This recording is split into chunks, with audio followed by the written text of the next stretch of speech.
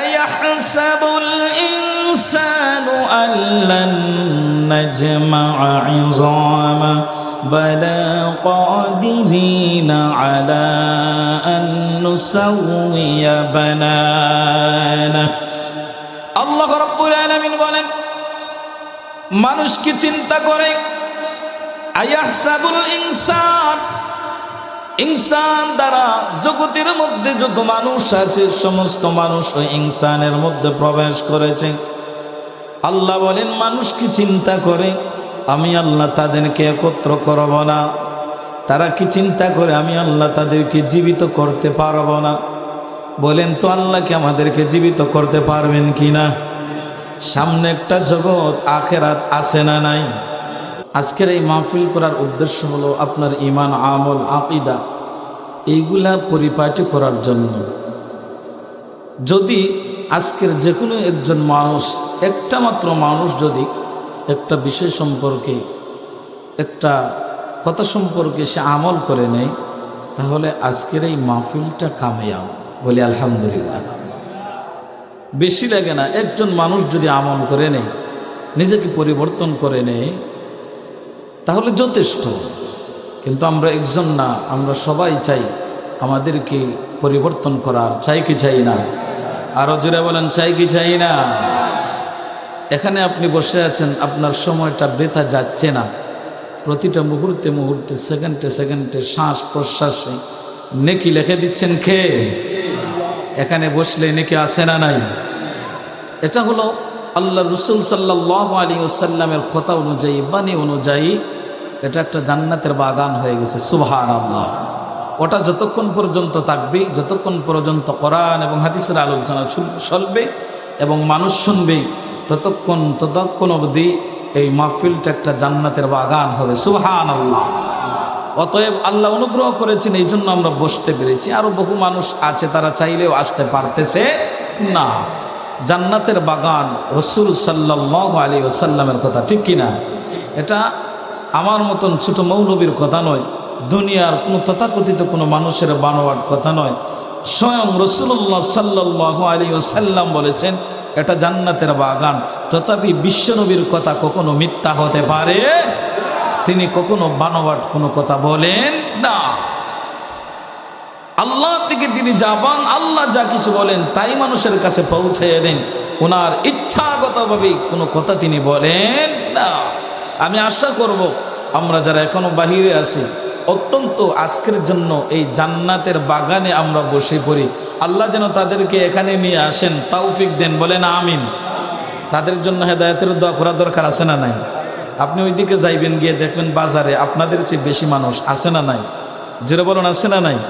ওরা চাইলেই আসতে পারে, কিন্তু হয়তো বা তৌফিক হচ্ছে না, নিজেও চেষ্টা করে নাই।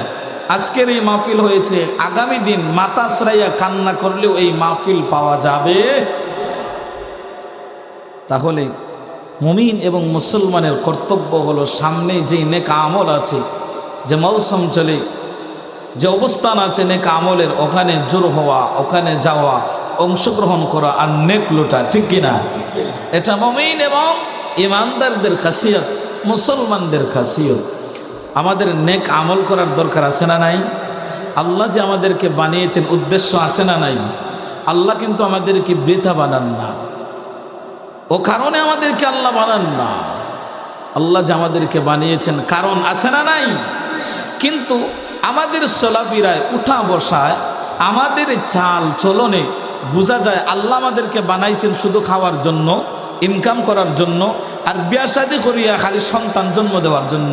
আমরার চাল চালনে চলাফেরায় ওখান বোঝা যায়, ঠিক না? কারণ আজান গো নামাজও নাই, রোজা, ওই দিন রমজান মাস আসছে, গিয়া দেখো অনেকের পেট বিষ আরম্ভ হয়ে যাবে। সামনে যে রমজান আসতেছে, গিয়া দেখুন অনেকের চিন্তা আরম্ভ হয়ে গেছে। আর মুমিন যারা, মুসলমান যারা, সত্যিকারের ইমানদার যারা, তারা রমজান শরীফকে ওয়েলকাম জানাচ্ছে, ঠিক কিনা? কিন্তু কিছু মানুষের জন্য পেট বিষ শুরু হয়ে গেছে। কারণ এই রোজা রাখতো কি লাগান, গরু গিয়া বৌরে মারে, ফুরিরে মারে, এই আমারে বাদ দে, আছে না নাই? যে সময় রমজান আস, কফতরে রমজানটা যাইতো চিন্তার থাকে, এখনো যান না। বহু মানুষ সমাজের মধ্যে এমন আছে। তাহলে আল্লাহ আমাদেরকে বানিয়েছেন, উদ্দেশ্য আছে, এমনি বানান না। তুমি তো চিন্তা করতেছো তুমি খাওয়ার জন্য আল্লাহ বানাইছেন, তুমি তো চিন্তা করতেছো প্রতিদিন ইনকাম করবার, ঘুমাইবার, সন্তান জন্ম দিবা, এই জন্য তোমাকে বানাইছেন। না না, আল্লাহর উদ্দেশ্য আছে। আল্লাহ কেন বানাইছে? বিসমিল্লাহির রহমানির রহিম। ওয়ামা খালাকাতুল জিন্না ওয়াল ইনসা ইল্লা লিয়াবুদুন।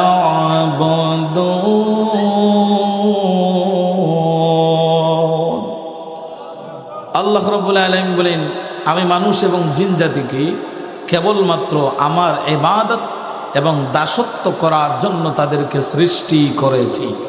আল্লাহ বলেছেন আমি ইবাদত, আমার দাসত্ব, আমার গোলামি করবে, এই জন্য আমি মানুষ বানাইলাম।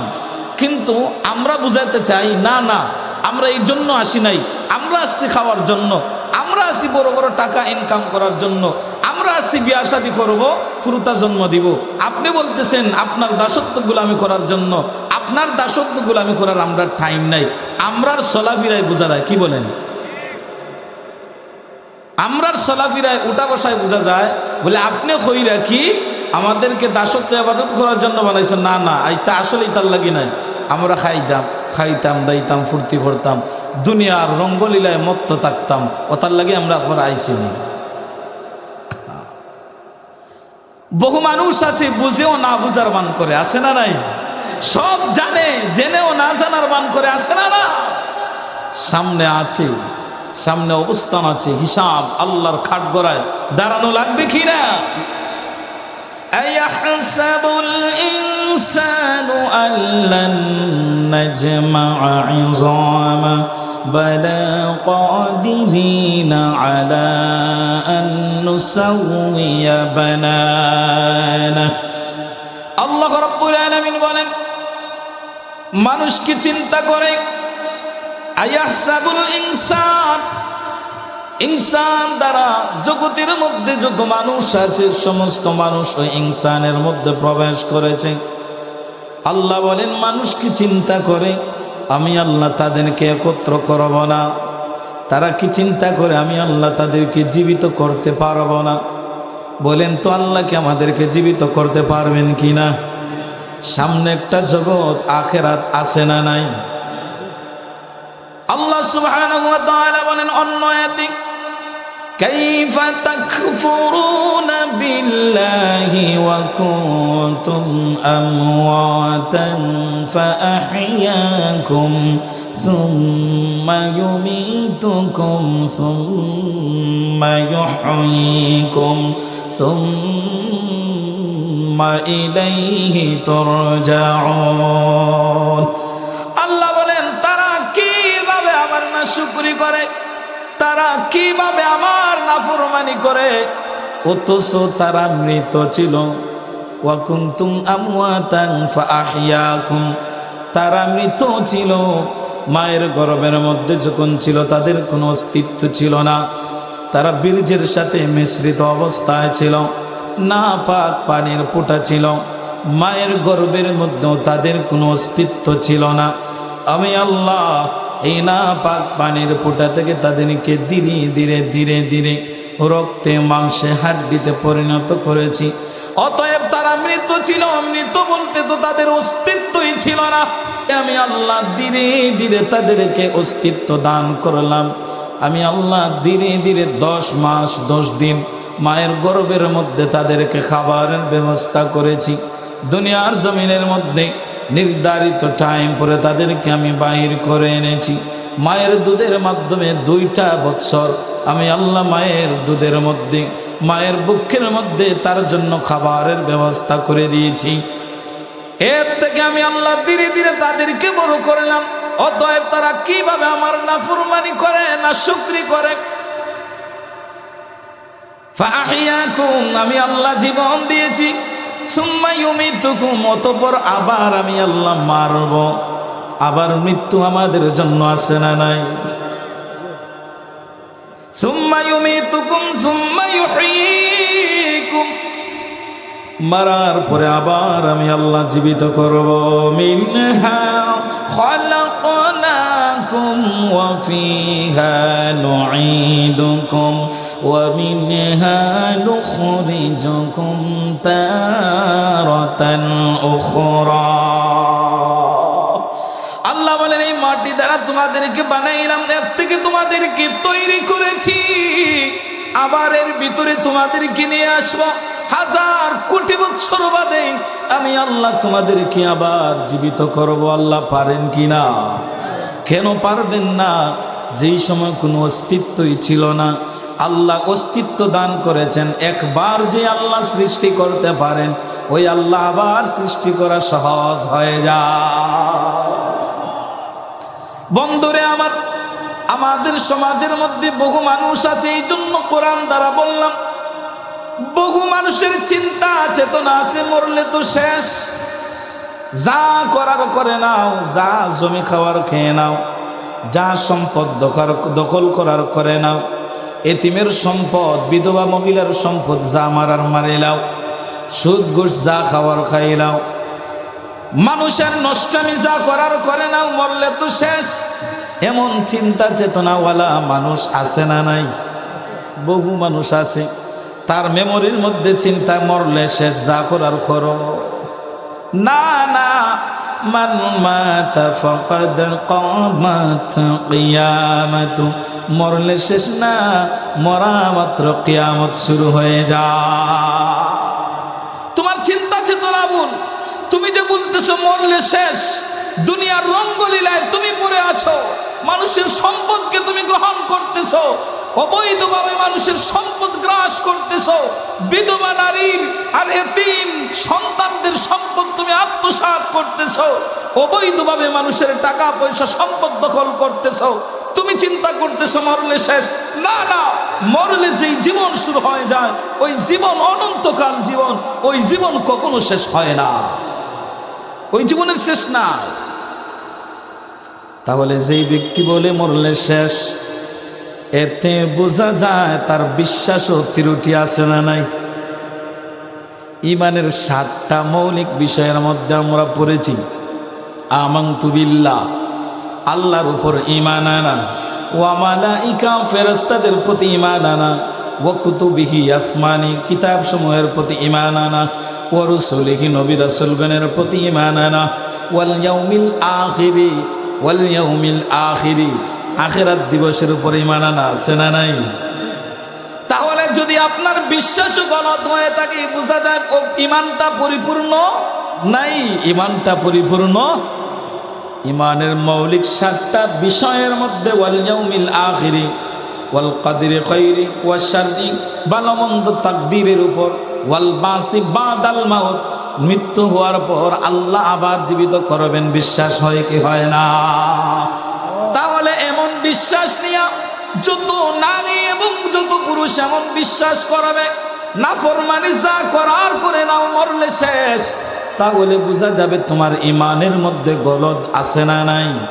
তুমি ঈমান পরিপূর্ণভাবে ঈমান আনো, তোমাকে বিশ্বাস করতে হবে।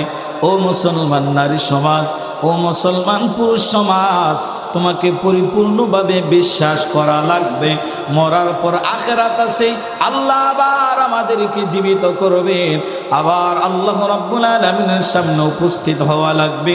হিসাব নিকাশ তথা জীবনের হিসাব, জীবনের বৃত্তান্ত আল্লাহর কাছে বর্ণনা করা লাগবে কিনা? আল্লাহ তাই বলেন, আয়াহসাবুল ইনসানু আল্লান নাজমা'a ইযামা, মানুষ কি চিন্তা করে আমি আল্লাহ তাদেরকে একত্র করতে পারবো না? তারা কি চিন্তা করে আমি আল্লাহ তাদেরকে একত্র করব না, বা আমি আল্লাহ সক্ষম নই? বালা কাদিরিনা আলা আন নুসাউইয়া বানানা, আমি আল্লাহ তাদেরকে একত্র করব তো করব, বরঞ্চ তাদের আঙ্গুলের অগ্রভাগ পর্যন্ত ছড়িয়ে ছিটিয়ে যেখানে আছে, আঙ্গুলের অগ্রভাগ পর্যন্ত আমি আল্লাহ একত্র করতে সক্ষম। সুবহানাল্লাহ। আঙ্গুলের অগ্রভাগ মাটি যখন খেয়ে ফেলে, জীব জন্তু যখন খেয়ে ফেলে, ওই আঙ্গুল আর তুকাইয়া মিলেনি। জুড়ে বলেন, তুকাইয়া মিলে? বুঝাইয়া মিলে না। কিন্তু আল্লাহ বলেন বরঞ্চ যার যার আঙ্গুল যেখানে আছে বিনষ্ট হয়ে গেছে, বাঘে খেয়ে ফেলেছে, দুনিয়ার হিংস্র জন্তু খেয়ে ফেলেছে, বিলীন হয়ে গেছে, আমি আল্লাহ তাদের আঙ্গুলগুলা কোথায় আছে দেহ তো পারবই, বরঞ্চ আঙ্গুলের অগ্রভাগ পর্যন্ত একত্র করতে সক্ষম। সুবহানাল্লাহ। বিজ্ঞানীরা ওই আয়াতকে রিসার্চ করে তারা ফিঙ্গারপ্রিন্ট বাইর করেছে। ফিঙ্গার দেন না? ফিঙ্গার আছে না নাই? পৃথিবীর জমিনের মধ্যে কোটি কোটি মানুষ, কিন্তু এই ফিঙ্গার কারো সাথে ম্যাচ হয়? আল্লাহর কি ক্ষুদ্র! কোটি কোটি মানুষ, অথচ এই ফিঙ্গারটা একজন আরেকজনের সাথে ম্যাচিং হয় না। আল্লাহ কেমন মহা!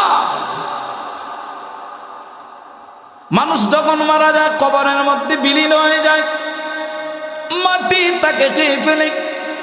মানুষের মেরুদণ্ডের নিচের দিকে একটা হাড্ডি আছে, ওটা পচে না। কিয়ামতের ময়দানে ওই হাড্ডি দ্বারা আল্লাহ রাব্বুল আলামিন আবার পরিপূর্ণ মানুষ বানাইবে। তাহলে বোঝা যায় আল্লাহর কাঠগড়ায় দাঁড়ানো লাগবি, আল্লাহর কাঠগড়ায় দাঁড়ানো। এই জন্য রে বন্ধুগণ, যেহেতু আল্লাহর কাঠগড়ায় দাঁড়ানো লাগবে, আল্লাহর সামনে উপস্থিত হওয়া লাগবে, যেহেতু উপস্থিত হওয়া লাগবে, ঈমান আমলের প্রয়োজন আছে না? কারণ এমন জগতের দিকে তুমি দাবিত হচ্ছ, ওই জগতের মধ্যে ঈমান এবং আমল ছাড়া বাঁচা যায় না। ওখানে বাঁচতে হলে, শান্তি পেতে হলে ঈমান এবং আমলের প্রয়োজন আছে না? এই জন্য আল্লাহ বলেন, ওয়ামা খালাকুতুল জিন্না ওয়াল ইনসা ইল্লা লিয়াবুদুন।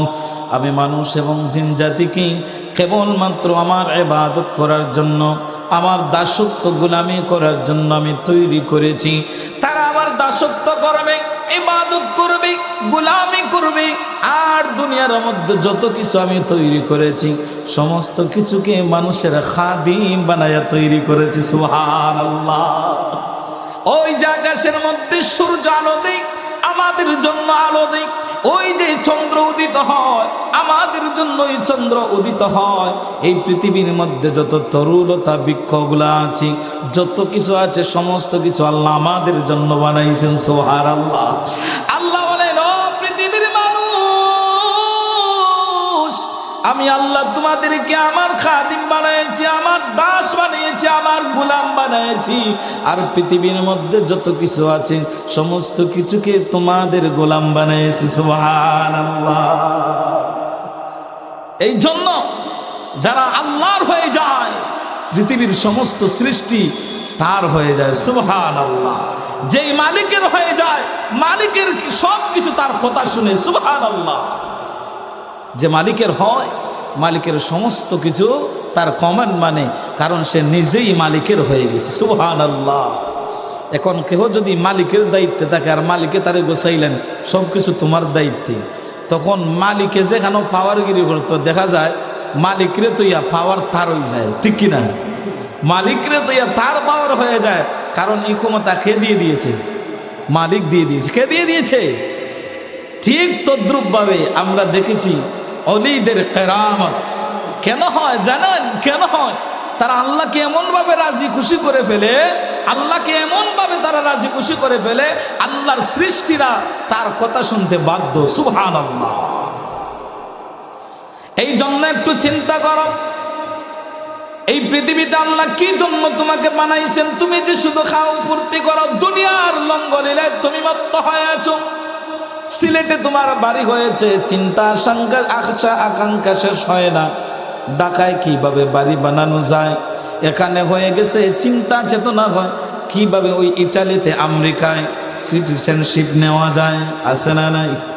চিন্তা মানুষের শেষ হয় না, আকাঙ্ক্ষা মানুষের শেষ হয় না, কিয়ামত পর্যন্ত শেষ হব না।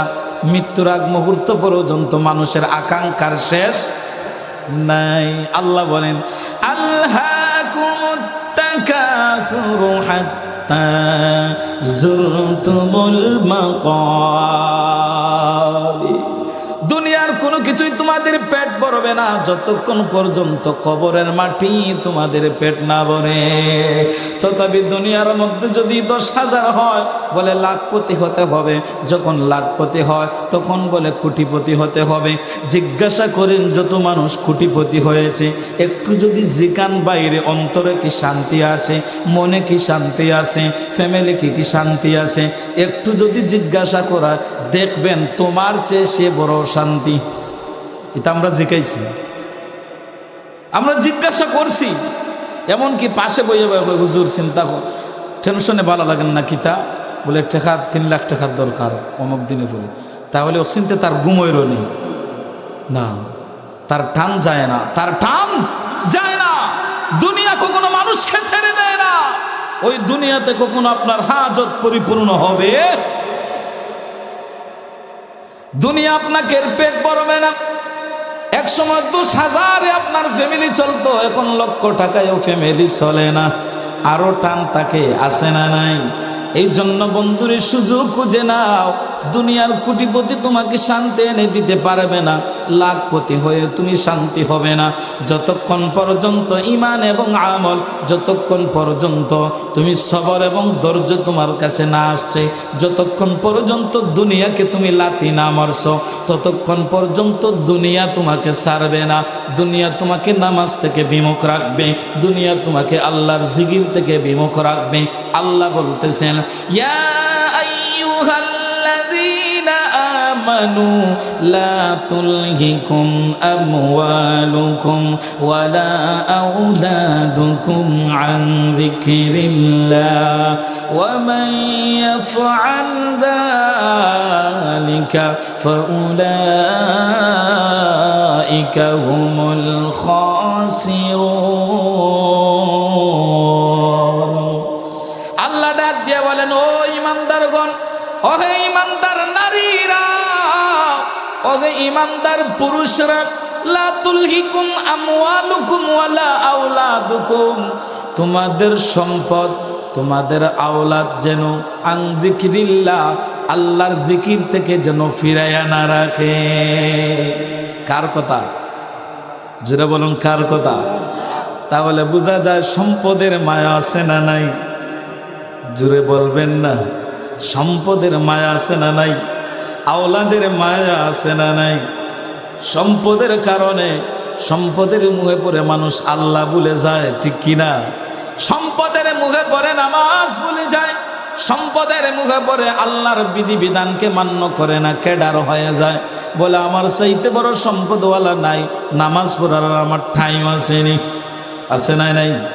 আওলাদের কারণেও মানুষ আল্লাহর শরণ থেকে বিমুখ হয়, কারণ আওলাদকে খাওয়াইতে পড়াইতে আওলাদের মায়া মহব্বতে পড়িয়া কয় যায় নামাজ, কয় যায় রোজা, কয় যায় আল্লাহর হালাল হারামের সীমারেখা।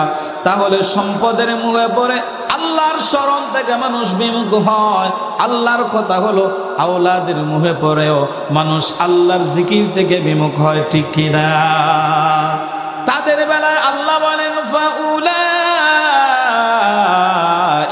হুমুল খাসিরুন, আর তারাই হলো ক্ষতিগ্রস্ত।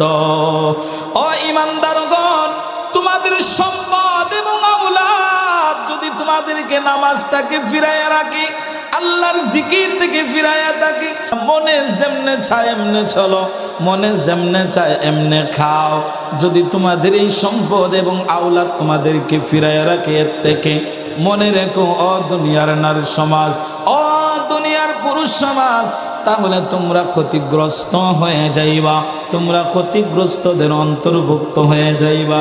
এই জন্য চিন্তা করিও না কোটিপতি হওয়ার সফল কাম না, লাখপতি হওয়ার নাম সফল কাম না। ও দুনিয়ার মানুষ, 1000টা 100টা সন্তান হওয়ার নাম সফল কাম না।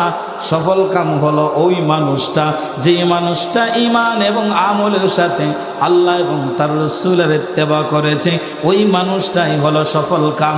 সফল কাম হলো ওই মানুষটা, যেই মানুষটা দুনিয়ার সমস্ত যায় ঝামেলারে লাথি মারিয়া আল্লাহর হুকুম মান্য করেছে, আল্লাহর হুকুম আদায় করেছে, ওই মানুষটাই হলো সফল কাম।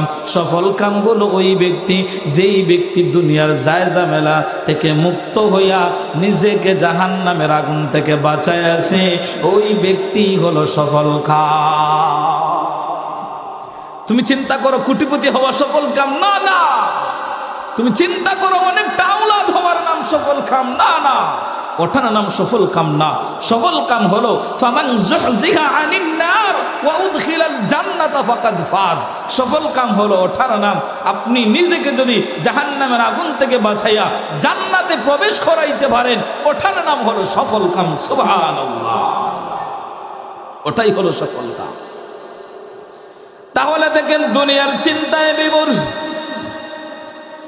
আল্লাহ রাব্বুল আলামিন সূরাতুল কিয়ামার অন্য আয়াতে বলেন, আয়াহসাবুল ইনসানু আইয়ুতরাকা সুদা। মানুষ কি চিন্তা করে আমি মানুষদেরকে বেহিসাব ছেড়ে দিব, তাদের হিসাব নিব না? মানুষ কি এটা চিন্তা করে তাদের হিসাব আমি আল্লাহ নিব না? বলেন তো আল্লাহর সামনে হিসাব দেওয়া লাগবে কিনা? হিসাব তোমার সামনে আছে, হিসাব তোমাকে দিতে হবে, দিতে হবে। হিসাব দেওয়া লাগবে, জীবনের হিসাব দেওয়া লাগবে। আল্লাহ যে আপনাকে জীবন দিয়েছেন, ওর হিসাব আল্লাহর কাছে দেওয়া লাগবে। দুনিয়ার রঙ্গলীলায় জীবন অতিবাহিত করলে চলবে না, আল্লাহ এবং তার রাসূলের ইতাআত ভুলে গিয়ে চলবে না। তোমার সামনে মৃত্যু কবর আছে না নাই? ওই মৃত্যু কবর আছে তোমার সামনে, তুমি টেনশন করিও না। তোমার ঘর থেকে মানুষ যে চলে গেল, তোমাকে ওইভাবে চলে যেতে হবে। তুমি তো বুঝতেছো হয়তো তোমার মরণ নাই, তুমি চিন্তা করতেছো মরণ মনে করে তোমাকে আক্রমণ করবে না। তুমি চিন্তা করতেছো কি মরণ আর আছে নাকি, কারণ তোমার চলাফেরায় বোঝা যায়, উঠা বসায় বোঝা যায়, তোমার এত বিজি, নামাজ পড়ার টাইম নাই, বোঝা যায় মনে করে মরণ রে তুমি টাইম দিতে পারতাই নাই। ইলাহান মানুষ আছে না নাই? এরা যদি কিতাব নামাজ পড়লে না টাইম পাইছি না রে বাবা, বুঝলাই না, টাইম পাইছি না। এই টাইম আর সময়ের মালিক কে? জুড়ে বলুন কে? তাহলে আল্লাহর সময় আল্লাহর কাজে লাগাইবা, তোমার টাইম নাই, তাহলে টাইমই তো আর খার বেলায়। আমি তো আর টাইম দেখি না, আমি আর সময় খুঁজিয়া দেখি না, কারণ যেই আল্লাহ সময় দিছেন আপনারে, যেই আল্লাহ টাইম আপনারে দিলা, ওই আল্লাহ আপনারে টাইম দিলা, আর ওই মাবুদের সেজদা করবা, ওই মাবুদরে সেজদা করবা, ওই মালিকরে সেজদা করবা, যেই মালিক তোমাকে সময় দিয়েছে, যেই মালিক তোমাকে টাইম দিয়েছে, যেই মালিক তোমাকে জীবন দিয়েছে, ওই মালিককে সেজদা করার তোমার টাইম নাই। আমি বলবো তোমার মতন হতভাগা আল্লাহর জমিন একটাও হতে পারে না, একটাও হতে পারে না। আল্লাহ রাব্বুল আলামিন বলেন, الذي خلق الموت والحياة ليبلوكم أيكم أحسن عملا। আমি আল্লাহ তোমাদেরকে জীবন দিয়েছি, হায়াত দিয়েছি, মওত দিয়েছি। হায়াতকে দিয়েছেন, আবার মওতকে দিবেন।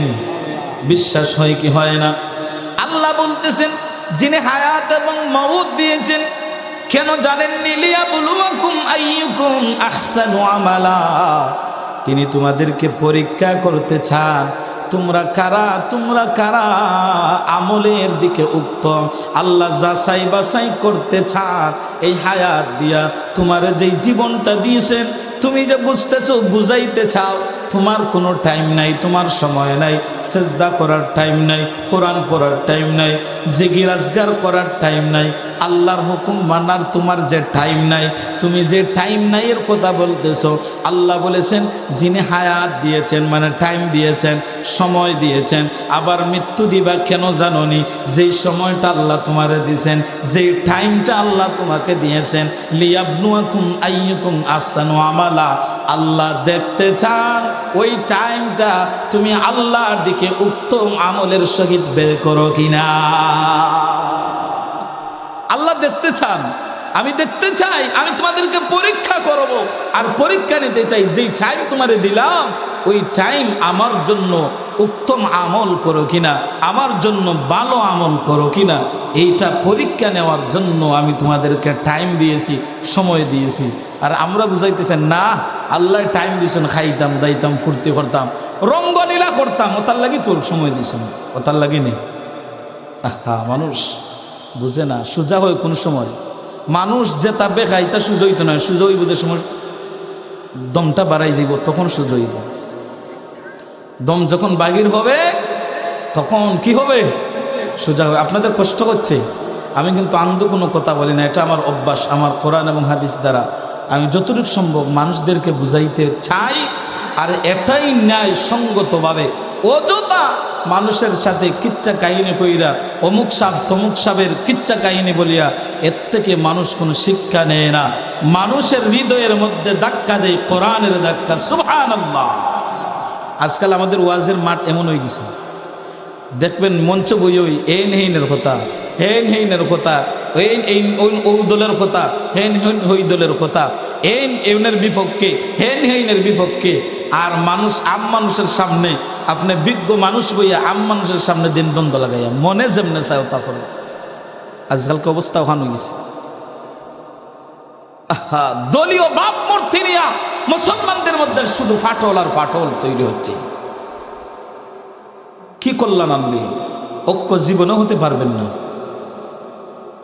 ওয়াজ মানে তো এটা, ওয়াজ মানে মানুষের গায়ে লাগবে, ওয়াজ মানে বেনামাজির বিপক্ষে যাবে, ওয়াজ মানে সুদ ঘুষের বিপক্ষে যাবে, ওয়াজ মানে মানুষদেরকে বুঝানো নসিহত করা। সুবহানাল্লাহ।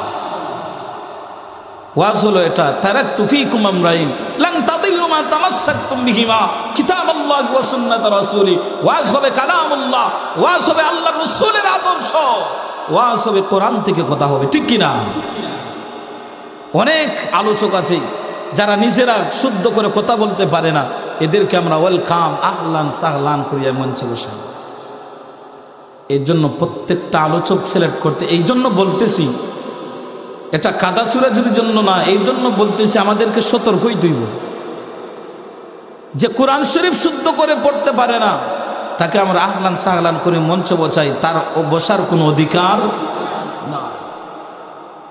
আমরা করি যেই বাংলার জমিনের, যেই সিলেট উপমহাদেশের মধ্যে আল্লামা ফুলতুলি সাহেব কিবলা রাহমাতুল্লাহি আলাইহি দারুল কিরাত নামে যে কোরআনের প্রশিক্ষণ তিনি তৈরি করেছেন, গড়ে গিয়েছেন এই সিলেটের আনাচে কানাচে, প্রত্যেকটা গ্রামে প্রত্যেকটা ঘরে এক একটা কারি আছে, এক একটা কারি আছে। আর ওই জমিনের মধ্যে আসিয়া আল্লাহর কালাম তুমি বুর পড়বা, ইম্পসিবল হতে পারে না। প্রত্যেকের ঘরে কারি আছে না নাই? তাহলে ওখানে কোরআন শরীফ ভুল পড়লে দরা খাইবে কিনা? জুড়ে বলুন, দরা খাইবে কিনা? এই জন্য সাবধান হওয়া আমাদের দরকার। এর থেকে আমাদেরকে উত্তোলন হতে হবে, জাতিকে সঠিক কথা জানাইয়া দিতে হবে। বন্ধুগণ আমার, আল্লাহ সুবহানাহু ওয়া তাআলা অনার্থক আমাদেরকে বানান নাই, কারণ আছে। যে জীবনটা দিয়েছেন ওই জীবনের হিসাব আল্লাহর কাছে দেওয়া লাগবে। তুমি যে আজকে চিন্তা করো না না আমি তো এই জন্য আসছি হাসি তামসা করার জন্য, আজকে আমরা আসছি রঙ্গলীলা করার জন্য, মনে যেমনে চাই এমনে চললাম। তুমি যদি ইমানদার হও, তুমি যদি একজন মুত্তাকি হও, তুমি যদি মুসলমান হও, তাহলে তোমার ইচ্ছায় তুমি জীবন চালাইতে পারবা না। তোমার জীবন চালাইতে হবে কোরআন এবং রসুলের সুন্নাহর ইচ্ছায়, ঠিক কিনা? আদ-দুনিয়া সিজনুল মুমিন ওয়া জান্নাতুল কাফির। এই দুনিয়াটা হলো মুমিনদের জন্য জেলখানা, তথা এই দুনিয়ায় মুমিনরা নিজের ইচ্ছায় চলতে পারে না। এই জমিনের মধ্যে চলতে হলে তাদের কষ্ট আছে না নাই? এই দুনিয়াতে কষ্ট করার পর তাদের জন্য আল্লাহর জান্নাত আছে না না? এই জন্য বলেছেন এই দুনিয়াটা মুমিনদের জন্য জেলখানা। কেননা মুমিনরা তার ইচ্ছায় দুনিয়ার জমিনের মধ্যে চলতে পারবে না। মুমিনের চলাফেরা হতে হবে আল্লাহর ইচ্ছায়, মুমিনের চলাফেরা হতে হবে রাসূল সাল্লাল্লাহু আলাইহি ওয়াসাল্লামের ইত্তেবা অনুযায়ী, ঠিক কিনা? রাসূলের অনুসরণের কোনো বিকল্প নাই। প্রিয় নবী সাল্লাল্লাহু আলাইহি ওয়াসাল্লাম বলেছেন, কুল্লু উম্মাতিন ইয়াদখুলুনাল জান্নাতা ইল্লা মান আবা। কিলা ওয়া মান ইয়াবা ইয়া রাসূলুল্লাহ সাল্লাল্লাহু আলাইহি ওয়াসাল্লাম? মান আতানি দাখালাল জান্নাহ ওয়া মান আসানি ফাকাদ আবা। আমার প্রিয় রাসূল সাল্লাল্লাহু আলাইহি ওয়াসাল্লাম বলেন, আমার সমস্ত উম্মতরা জান্নাতে যাইবে। সুবহানাল্লাহ। আমার সমস্ত উম্মতরা জান্নাতে যাইবে। কিলা ওয়া মান ইয়াবা ইল্লা মান আবা, তারা ব্যতীত যারা অস্বীকার করে, যারা অস্বীকার করে এরা বাদে আমার উম্মতের সবাই জান্নাতে যাইবে। সাহাবারা প্রশ্ন করলেন, কিলা ওয়া মান ইয়াবা ইয়া রাসূলুল্লাহ, কারা জান্নাতে যাইতে অস্বীকার করে একটু বলবা নাকি? কে এমন আছে যারা জান্নাতে যাইতে অস্বীকার করে? কে এমন? আল্লাহর রাসূল বলেছেন, মান আতানি দাখালাল জান্নাহ, যে আমার অনুসরণ করলো ওই ব্যক্তি জান্নাতে যাইবে, ওই ব্যক্তি জান্নাত স্বীকার করলো। সুবহানাল্লাহ। আর যে ব্যক্তি আমার অনুসরণ করলো না, ওয়া মান আসানি ফাকাদ আবা, আর যেই ব্যক্তি আমার ইত্তেবা করলো না ওই ব্যক্তি জান্নাত স্বীকার করলো। যেই ব্যক্তি আমার অনুসরণ করলো না ওই ব্যক্তি জান্নাতে যাইবে না। তাহলে ও মুমিন মুসলমান, ও নারী সমাজ, মাইকের দিকে একটু কান লাগান। হেলাধুলা দুনিয়ার মধ্যে চলার জন্য আসো নাই। হেলার জন্য হেলাধুলা একদিন রঙ্গলীলা ধ্বংস হয়ে যাবে। আল্লাহ বলেন, ইন্না বাতশা রাব্বিকা লাশাদীদ, নিশ্চয় আমার ধরা বড় কঠিন। আমি আল্লাহ যখন ধরে নিব ওখান থেকে আর ছুটতে পারবা না। দুনিয়ার রঙ্গলীলা শেষ হয়ে যাইবা। আকাশের মধ্যে মানুষ যখন গুড়ি উড়ায় ওই গুড়িটা আকাশের মধ্যে চলে যায়, আর হেলে দুলে বুঝাইতে চায় আমারে আর নাগাল পাইবা না, আমারে আর পাইবা না। যিনি গুলি উড়াইছেন সুতা কিন্তু তার হাতে আছে না নাই? ওনার যখন সময় শেষ হয়ে যায় টান মারে, এক টানে নিজের হাতে এনে নেয়। আল্লাহ বুঝাইতে চান, ও দুনিয়ার নারী সমাজ, ও দুনিয়ার পুরুষ সমাজ, তুমি বুঝতে চাও, তুমি বুঝাইতে চাও মরণ নাই, তুমি বুঝাইতে চাচ্ছ তোমার জন্য কবর নাই, তুমি বুঝাইতে চাচ্ছ আল্লাহর সামনে তুমি দাঁড়াইবা না, তুমি বুঝাইতে চাচ্ছ তোমাকে কোনো হিসাব দেওয়া লাগবে না। ওই গুলির মতন তুমি দুনিয়ার মধ্যে হেলতেছো, দুলতেছো, রঙ্গলীলার মধ্যে জীবন কাটাইতেছো। না না না না, আমি আল্লাহ যখন ধরব, আমি যখন টান দিব, তখন দুনিয়া কোন শক্তি তোমাকে রাখতে পারবে না। ইযা জাআ আজালুহুম ফালা ইস্তাখিরুনা সাআতান ওয়ালা ইস্তাকদিমুন। নির্ধারিত সময় আছে, ওই নির্ধারিত সময় যখন চলে আসবে তখন দুনিয়ার সন্তান, দুনিয়ার মা, দুনিয়ার স্ত্রী, দুনিয়ার ভালোবাসার মানুষ, যাদের জন্য জীবনটা কাটাইলা, যাদের মুখে পড়ে তুমি নামাজ পড়তে পারো নাই, রোজা রাখতে পারো নাই, যাদের মুখে পড়ে, যাদের রঙ্গলীলায় পড়ে, যাদের মায়ায় পড়ে জীবনটা তুমি অতিবাহিত করলা, তারাও হা করে তাকাইয়া থাকবে, তোমার একটা পশম তারা রাখতে পারবে না। তারাও তাকাইয়া থাকবে, তারাও তোমাকে রাখতে পারবে কিছুই করার না। তাহলে বোঝা যায় আল্লাহর সামনে আমাদেরকে দাঁড়ানো লাগবে। আল্লাহ রাব্বুল আলামিন অনার্থক সৃষ্টি করেন নাই। আল্লাহ বলেন, আফা হাসিবতুম আন্নামা খালাকনাকুম আবাসান ওয়া আন্নাকুম ইলাইনা লা তুরজাউন। আল্লাহ ওই দিন বলবেন, আমি কি তোমাদেরকে অনার্থক সৃষ্টি করেছি আর আমার কাছে কি তোমাদের প্রত্যাবর্তন করা লাগবে না? অবশ্যই প্রত্যাবর্তন করা লাগবে। তুমি কি শুনো নাই? প্রতিদিন দেখবা যখন ফজরের নামাজ পড়ে বাহির হও, তাকায়া দেখবা, একটু লক্ষ্য করে দেখবা, দিক দিগন্ত থেকে মাইকের প্রতি একটু নজর করবা, একটু তাকাইবা, লক্ষ্য করবা, দেখবা একটা আওয়াজ বেশি আছে, ইন্না লিল্লাহি ওয়া ইন্না ইলাইহি রাজিউন, আসে কিনা? এই শব্দ দ্বারা তোমাকে রেড অ্যালার্ট সিগন্যাল দেওয়া হয়।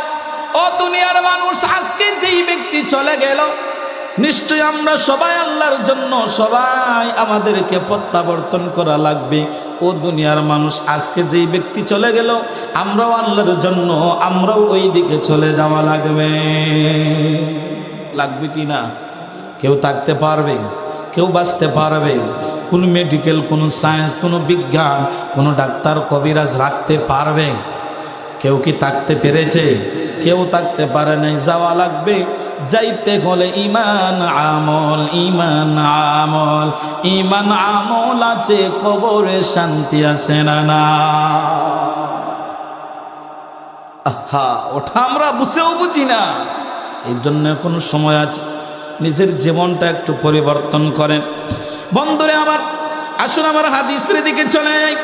যে হাদিস শরীফ তেলাওয়াত করেছি, ইবনে মাসউদ রাদিয়াল্লাহু আনিন নবী সাল্লাল্লাহু আলাইহি ওয়াসাল্লাম قال لا تزول قدم ابن بني آدم يوم القيامة من عند ربه حتى يسأل عن خمس عن عمره فيما أفناه। ইবনে মাসউদ বলেন, আল্লাহর রাসূল সাল্লাল্লাহু আলাইহি ওয়াসাল্লাম বলেছেন, কিয়ামতের ময়দানে লা তাজুলু কদম ইবনে বনি আদম ইয়াউমাল কিয়ামা, কোন বনি আদম কিয়ামতের ময়দানে তাদের কদম নাড়াইতে পারবে না। মিন ইনদি রাব্বিহি হাত্তা ইউসআলা আন খামসিন, যতক্ষণ পর্যন্ত 5টা বিষয় সম্পর্কে তাকে প্রশ্ন না করা হবে। কয়টা বিষয়? হয়তোবা কোনোদিন শুনেন নাই, আজকে শুনেন।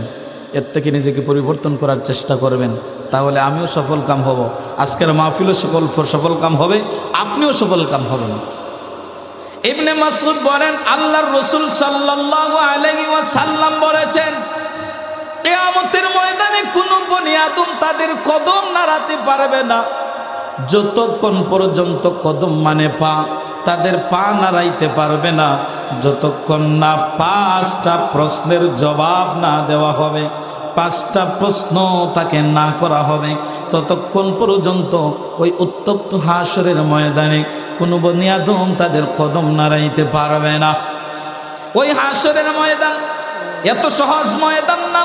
ওই হাসরের ময়দান দুনিয়ার কত কোটি কোটি মাইল দূরে ওই সূর্য আছে।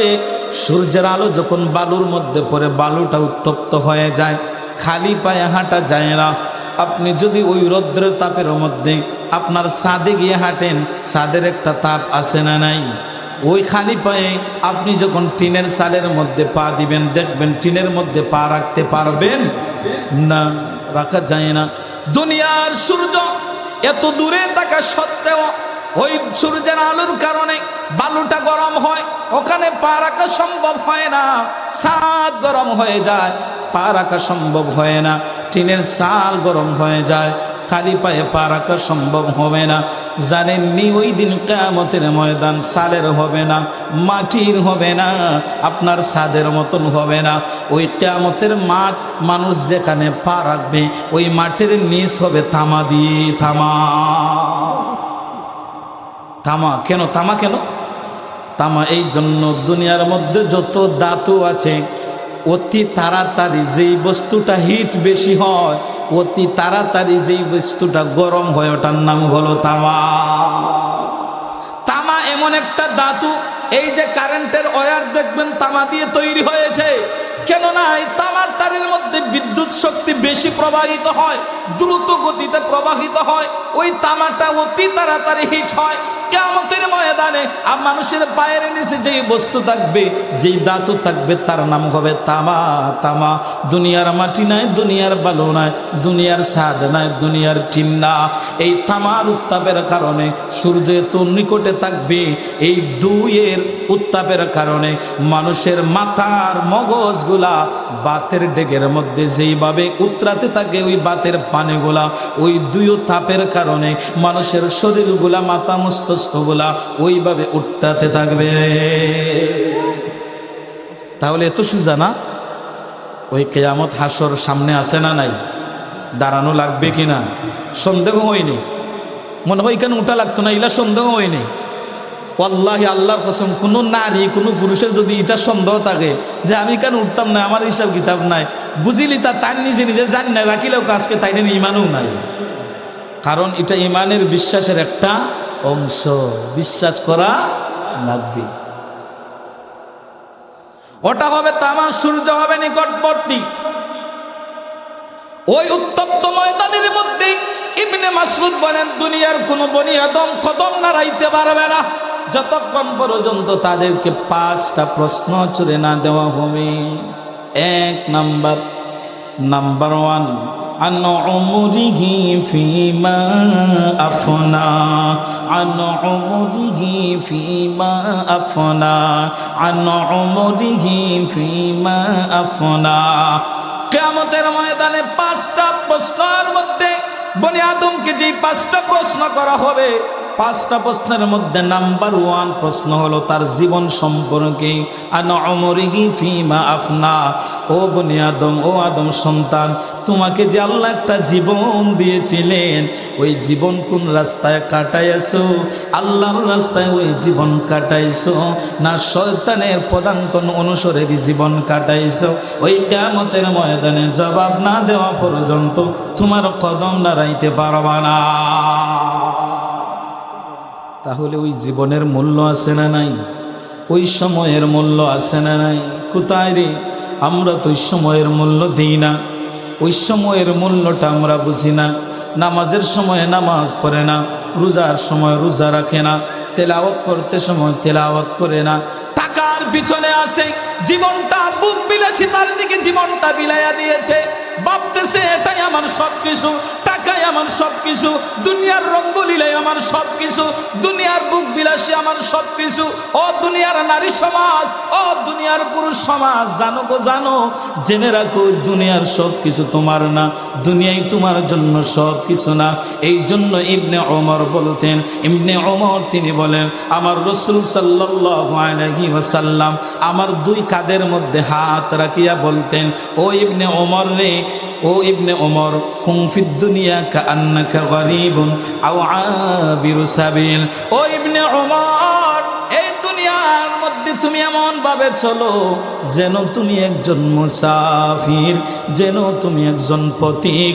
এই দুনিয়াতে তুমি এমন ভাবে চলো একজন মুসাফিরের ন্যায় জীবনটা পরিচালনা করো, একজন মুসাফিরের ন্যায়, তুমি একজন পথিকের ন্যায়।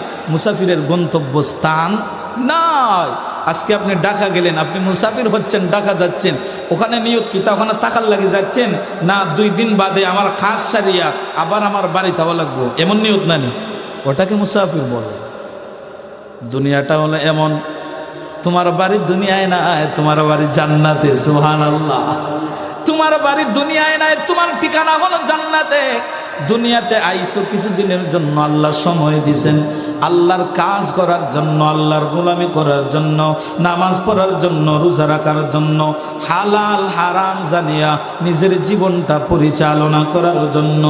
এই জন্য আল্লাহ তোমাকে পাঠাইছেন, কিন্তু তুমি তো বুঝো নাই, বুঝবা একদিন, তখন আফসোস করেও আফসোসের শেষ হবে না, বুঝবা একদিন। ইবনে ওমর বলেন আমার রাসূল আমার কাঁধের মধ্যে হাত মুবারক রেখে বলতেন, ও ইবনে ওমর, দুনিয়াকে প্রাধান্য দিও না, মুসাফিরের মতন জীবনটা চালাও। ইবনে ওমর আরো বলতেন ইদা আমসাইতা ফালা তানতাজিরিস সাবাহ। ইবনে ওমর বলেন, ও দুনিয়ার মানুষ, তোমার সামনে যখন সন্ধ্যা উপনীত হয়, সন্ধ্যা যখন তোমার সামনে উপনীত হয়, তখন তুমি আর সকালের অপেক্ষা করিও না। সময় থাকতে নামাজটা পড়ে নাও, সময় থাকতে তুমি রোজাটা রেখে নাও, সময় থাকতে কোরআন পড়ো, সময় থাকতে আল্লাহর কাছে তাওবা করো। ইদা আমসাইতা ফালা তানতাজিরিস সাবাহ। কেননা জানোনি, যদি তুমি ওই সকালের অপেক্ষা করো, হতে নাও পারে। তুমি তাকায়া দেখো কত মানুষ নিশ্চিন্তে ঘুমায়, কিন্তু সকাল আসার আগেই দুনিয়ার থেকে বিদায় নিয়ে চলে যায়। আছে না নাই? সে নিজেই জানে না আজকে আমি ঘুমাইবো, আপনি গিয়ে ঘুমাইবেন, আপনি নিজেই জানেন না আজকে আপনার শেষ ঘুম, আপনি নিজেই জানেন না আপনার জীবনে আর সকাল আসবে না। ইবনে ওমর বলেন ইদাম সাইতা ফালা তানতাজিরিস সাবাহ। ও দুনিয়ার নারীরা, ও দুনিয়ার পুরুষরা, সন্ধ্যা তোমার সামনে আছে, অপেক্ষা আর করিও না, আগামীতে করবো না, এই অপেক্ষা করিও না, কারণ ওই সকাল তোমার কাছে নাও আসতে পারে। ওয়া ইদা আসবাহতা ফালা তানতাজিরিস সাবাহ ওয়া ইদা আসবাহতা ফালা তানতাজিরিল মাসা। আর যখন সকাল তোমার সামনে উপনীত হয়, তখন আর বিকালের অপেক্ষা করিও না। সকাল যখন তোমার সামনে আসে তখন আর সন্ধ্যার অপেক্ষা করিও না। তার কারণ তুমি তাকায়া দেখো ওই সন্ধ্যা আসার আগে কত মানুষ দুনিয়ার থেকে বিদায় নিয়ে চলে যায়। অপেক্ষা করিও না তুমি। আমাদের অপেক্ষার শেষ নাই। কয় আগামীকালকে থাকি ফজরের নামাজ থাকি নামাজ পড়বে না। দূর আজকের খাম নাই, আছে না নাই? অনেকে কয় দূর এই রোজা যাকি সামনে থাকি রোজা রাখবো না। হে জানেনি ওই রোজার আগেও তার মোরা লাগবো। কেউ জানে ডেট লেখা আসেনি? বুঝা দেয় মনে হয় তারে সিলমাইর আল্লাহ জানায়, জিব্রাইলে জানাই দিলাইছন, আজরাইলে জানাই দিলাইছন তুই এবলা রেডি হওয়ার দরকার নাই, টাইম তোর আছে।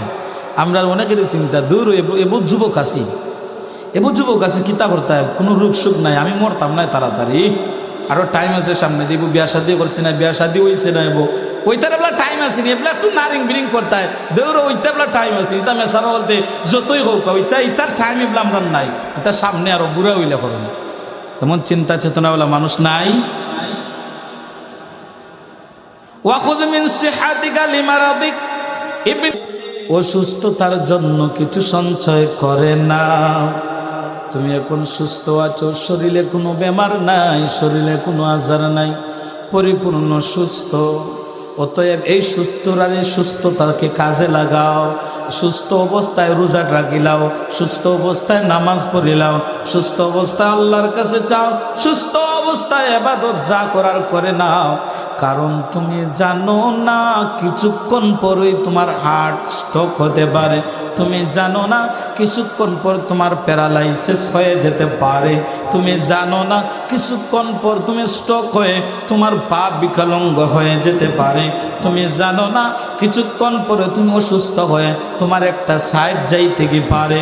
অতএব ওয়াখুয মিন সিহাতিকা লিমারাদিক, ওই সুস্থ অবস্থায় অসুস্থতার জন্য তুমি সঞ্চয় করে নাও। তুমি জানো না, তাকায়া দেখো আজকে কত মানুষ ছিল তারা সে জানতো না সে অ্যাক্সিডেন্ট করবে, অথচ অ্যাক্সিডেন্ট করে আজকে সে রাগীবালিতে আছে, আজকে সে ওই উসমানী মেডিকেলে ভর্তি আছে, অথচ সে জানতো না আজকে সে অ্যাক্সিডেন্ট করবে।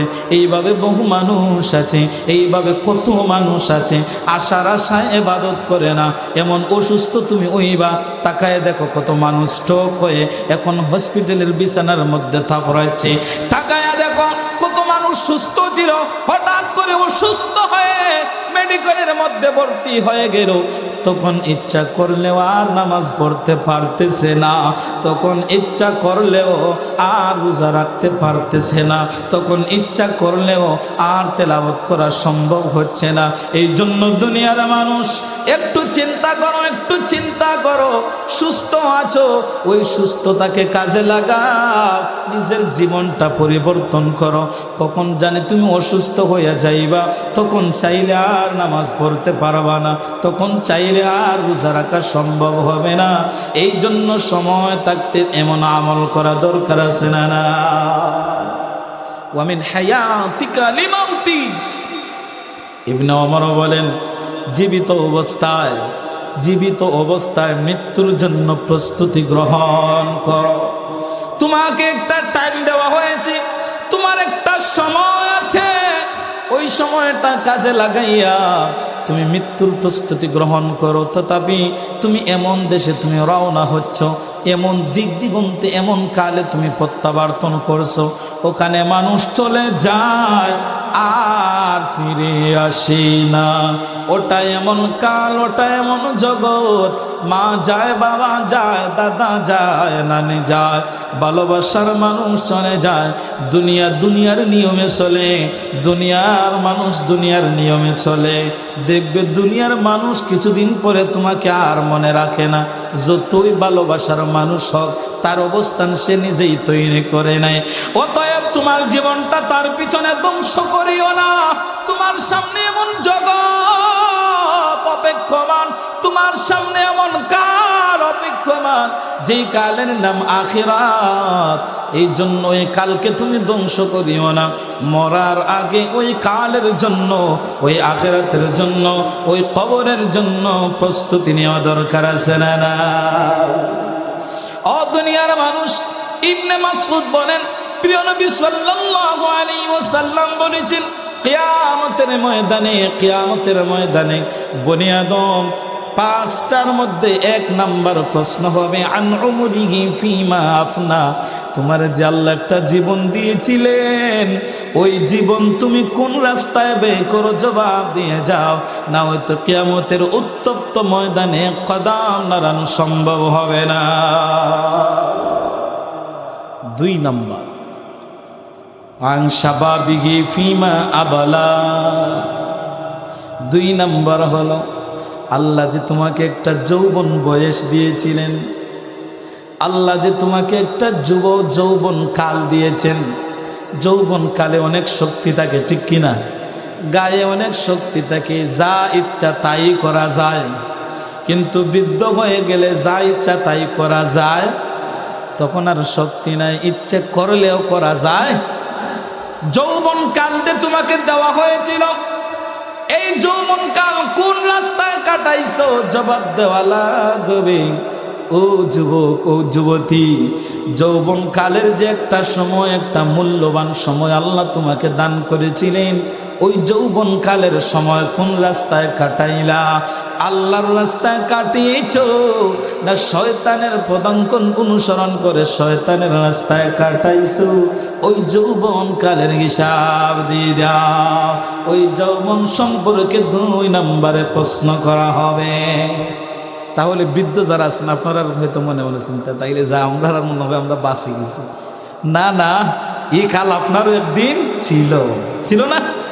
কারণ আপনি বৃদ্ধ হয়েছেন, এক সময় আপনি যুবক ছিলেন, ওই যৌবন কাল আপনিও অতিক্রম করে আসছেন। ওই যৌবন কাল আপনি অতিক্রম করে আসছেন। বৃদ্ধ হইলে তো বৃদ্ধর ঠেলায় তখন আর ইচ্ছা করলেও কোনটা করা যায় না, তখন এমনি মানুষ মুসল্লি যায়, ঠিক না? কষ্ট নিরানি মনে, তখন এমনি মুসল্লি যায়, কারণ আর তো কোনটা করার নাই। তখন আর আমরা পথ দেখি না, তখন চাইলে আর কিছু করতে পারি না, তখন আমরা এমনিও সোজা হয়ে যাই। আমরা তাওবা ইস্তেগফার পরে আল্লাহর কাছে মাফ চেয়ে চাই বাকি জীবনটা যাতে সুন্দর মতো চালাইতে পারি, ঠিক না? কিন্তু যদি যৌবন কালের কথা বলা হয়, ওটা হলো পরীক্ষার সময়, ওই বয়সটা হলো পরীক্ষার বয়স। ওই সময় না বোঝা যায় তুই যৌবনের ঠেলায় কে কতটুক ঠিক আসলাই, ওই যৌবনের ঠেলা কতটুক ঠিক আসলায়, কতটুক দিন তোমার কাছে আছিস, ওই সময় না বুঝে যাইব। এই জন্য কিয়ামতের ময়দানে যৌবন কালের হিসাব দেওয়া লাগবে, বৃদ্ধকালের হিসাব দেওয়া লাগবে না, এটা অপশনাল। বৃদ্ধকালের হিসাব অপশনাল করলে সব আছে, কিন্তু ইম্পর্টেন্ট বিষয় হলো যৌবন কালের হিসাব। ও যুবক যুবতী, তাহলে একটু চিন্তা করিয়া দেখুন, হাসরের ময়দানের 2 নম্বর প্রশ্ন আপনার জন্য প্রস্তুত আছে। ওই যৌবন কাল তোমাকে আল্লাহ যুবকী, তুমি যুবতী ছিলা, তুমি যুবক ছিলা, ওই যৌবন কালটা তোমার যৌবনের তাড়নায়, শক্তির তাড়নায় কেমনভাবে ব্যয় করেছো, ওই কালটা কেমন করে অতিক্রম করেছো? তুমি নামাজে ছিলা, তুমি কি কোরআন তেলাওয়াতে ছিলা নাকি? এর জবাব তোমাকে দেওয়া লাগবে, এই প্রশ্নের জবাব তোমাকে দেওয়া লাগবে, ঠিক কিনা? আমরার যদি হিসাব নেওয়া হয়, তাহলে যদি এইভাবে প্রশ্ন করেন করব না, এটা আমরা টাইম পাইছি না, আমরা যুগ মোবাইল আছিল, দিন রাত 24 ঘন্টা মোবাইলে দিয়ে গেছি, আমরা নমাজ টমাজ ওটা করার টাইম আছে না? কি বলেন, আছে না নাই? রাতকার রাত মোবাইলও যাই গিয়ে, যুবক যুবতী রাতকার রাত ওই ফোনে চ্যাটিংয়ে, বিভিন্ন মুভির মাধ্যমে, নাটকের মাধ্যমে এই যে সময়টা অতিবাহিত হচ্ছে, এই সময়ের মালিককে আরো জোরে বলবেন না কে? সময়ের হিসাব আছে না নাই? এমনে ছাড়তা নাই, আল্লাহ বলেন আমি এমনে ছাড়তাম নাই, হিসাব দেওয়া লাগবো। যুবক যুবতী, এই জন্য চিন্তা করো, ওই সময়টা নামাজের মধ্যে কাটাও, তিলাওয়াতের মধ্যে কাটাও, তাসবিহ তাহলিলের মধ্যে কাটাও, ওই সময়টা ফরজ রোজা তথা নফল রোজার মধ্যে কাটাও, তাওবা ইস্তিগফারের মধ্যে কাটাও। যৌবনের তাড়নায় গুনাহে যাইও না, কারণ এই মুহূর্তের হিসাব আল্লাহর কাছে আছে, পুঙ্খানুরূপে হিসাব দেওয়া হবে। ফামান ইয়ামাল মিসকালা যাররাতিন খায়রান ইয়ারা ওয়া মান ইয়ামাল মিসকালা যাররাতিন শাররান ইয়ারা। তোমাকে হিসাব দেওয়া লাগবে, যারা পরিমাণ ভালো আমল যদি করো এটাও আল্লাহ তোমাকে দেখাবেন, এটার জাযাও তুমি পাইবা। যারা পরিমাণ মন্দ আমল যদি করো এটাও তোমার সামনে উপস্থাপন করা হবে, ঠিক কিনা? তুমি দেখতে পাবা কতটুকু ভালো কাজ, কতটুকু মন্দ কাজ করেছে।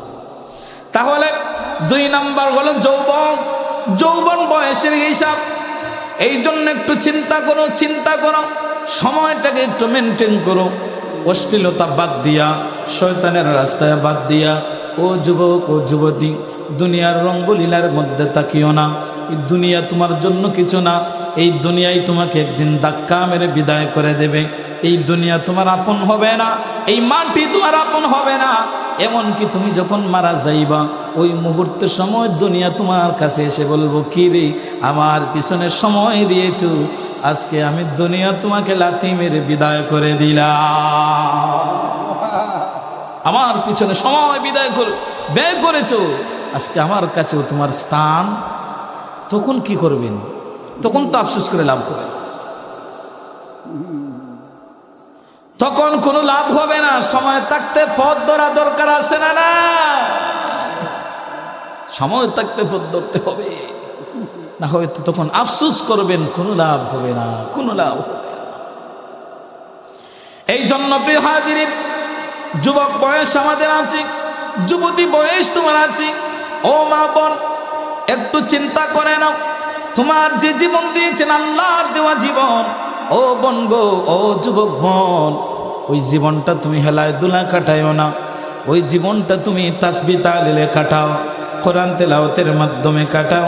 ওই জীবনটা তুমি নামাজ রোজার মধ্যে কাটাও। তাহলে দেখবেন তোমার জীবন যদি, এই যৌবন বয়স যদি তুমি কাজে লাগাইতে পারো, তাহলে তুমি দুনিয়া এবং আখিরাতে কামিয়াব হয়ে যাইবা। হলো 2 নাম্বার। 3 নাম্বার হলো ওয়া মালিহি মিন আইনা ইকতাসাবা, ওয়া মালিহি মিন আইনা ইকতাসাব। 3 নাম্বার হলো, ও দুনিয়ার মানুষ, হাসরের ময়দানে বনি আদমকে 3 নম্বরে প্রশ্ন করা হবে। যতক্ষণ পর্যন্তই 3 নম্বর প্রশ্নের জবাব না দিতে হবে, আনসার না দিতে পারবে, ততক্ষণ পর্যন্ত কোনো বনি আদম তথা কোনো নারী, কোনো পুরুষ সে হাসরের উত্তপ্ত ময়দান থেকে তার কদম নাড়াতে পারবে না। 3 নম্বর হলো ওয়া মালিহি মিন আইনা ইকতাসাব।